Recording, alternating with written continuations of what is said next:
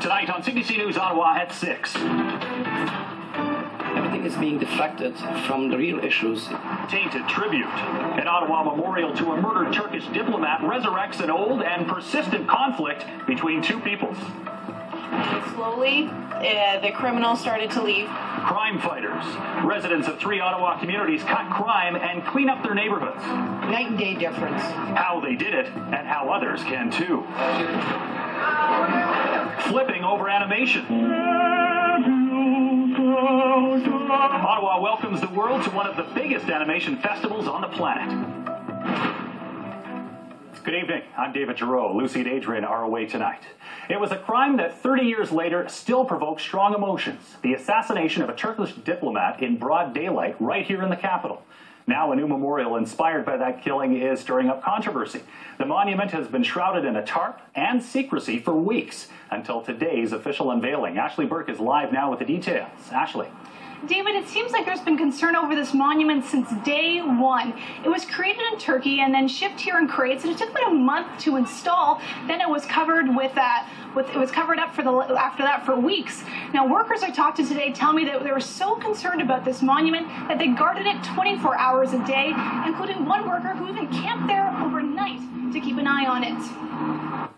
Today, the monument saw the light of day. More than 1,000 handcrafted squares, each representing fallen diplomats around the globe. Paid for by the Turkish government, it's dedicated to one Turkish diplomat in particular, Colonel Attila Altıkat. This monument honors the memory and the service of Colonel Attila Altıkat. Altıkat was gunned down 30 years ago while stopped at a red light on the Ottawa River Parkway. No one has ever been arrested, but an Armenian terrorist group claimed responsibility. It's one of 3 attacks in the 1980s that targeted Turkish diplomats in Ottawa. Just 4 months earlier, another embassy official was shot and wounded in a parking lot by a trio of Armenian Canadians from Toronto.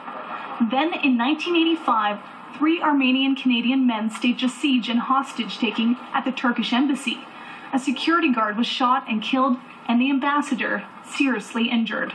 It's upsetting because anytime they speak about such an event, such an act, especially a person who's gone down, they always talk about Armenians. The head of the Armenian National Committee in Ottawa is upset about the monument.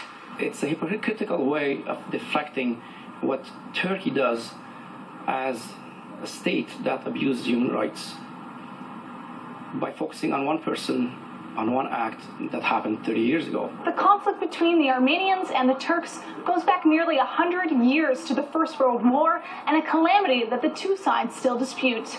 An estimated 1.5 million Armenians died in what the Canadian government and others recognized as a genocide at the hands of the Ottoman Turks. To this day, Turkey denies the genocide, saying there was no systematic campaign to kill Armenians. I hope that they get over it. And we as the Turkish Canadians are open and waiting and ready for reconciliation here in Canada. I would be happy to see one day a reconciliation after Turkey acknowledges what happened in 1915. Only then there will be reconciliation. Both sides talk about reconciliation, but given the division over this monument, it appears that still remains a long way off. David? All right, thanks for that.